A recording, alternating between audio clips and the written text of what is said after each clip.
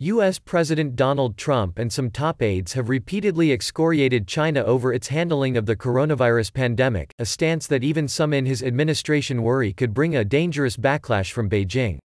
While Trump himself softened his tone after a week of blaming what he called the Chinese virus for the human and economic toll of the disease, Secretary of State Mike Pompeo on Wednesday had harsh words for the Chinese, accusing them of an intentional disinformation campaign. Increasing strains in U.S.-China relations have raised concerns at a time when experts say an unprecedented level of cooperation is needed to face the crisis and deal with its fallout.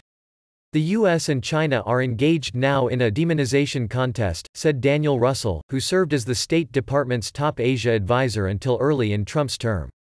That inevitably hinders badly needed cooperation. At risk also is Trump's hard-won trade deal between the world's two biggest economies, a key plank of his 2020 re-election campaign.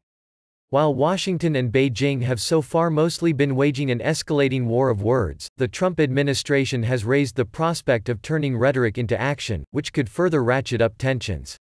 White House trade advisor Peter Navarro, a leading China hawk, is crafting a new Buy America executive order aimed at reducing U.S. reliance on Chinese-made pharmaceuticals and other medical supplies. China, which has matched U.S. recriminations over the virus, has warned that such a move would be unwise and unrealistic. An article carried by the official Chinese news agency Xinhua said the world should thank China, rather than blame it, and warned if Beijing were to ban the export of drugs, the United States would sink into the hell of a novel coronavirus epidemic.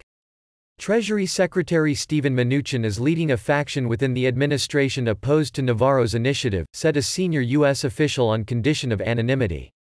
Internal dissent is based on concerns that now is not the time to antagonize China when its help is needed to fight the pandemic and keep the global economy afloat.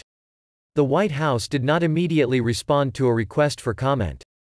U.S.-China tensions cloud G20 friction between the United States and China is expected to overhang a video conference of the group of 20 major economies on Thursday to discuss the pandemic, which has upended life and sent economic shockwaves around the globe. With his pronouncements, Trump has whipsawed back and forth in how he has characterized China's role. After initially commending China for doing a very professional job fighting the virus, Trump ratcheted up his rhetoric last week, saying the world is paying a very big price for what they did and accusing Beijing of covering up the outbreak's early stages in the Wuhan province, but Trump's language softened again this week as he offered further praise for Chinese President Xi Jinping, describing him as a friend. Pompeo, meanwhile, has become the public face of the anti-China camp. He called the disease the Wuhan virus on Wednesday, using a term that angers China, and said Beijing needs to be more transparent.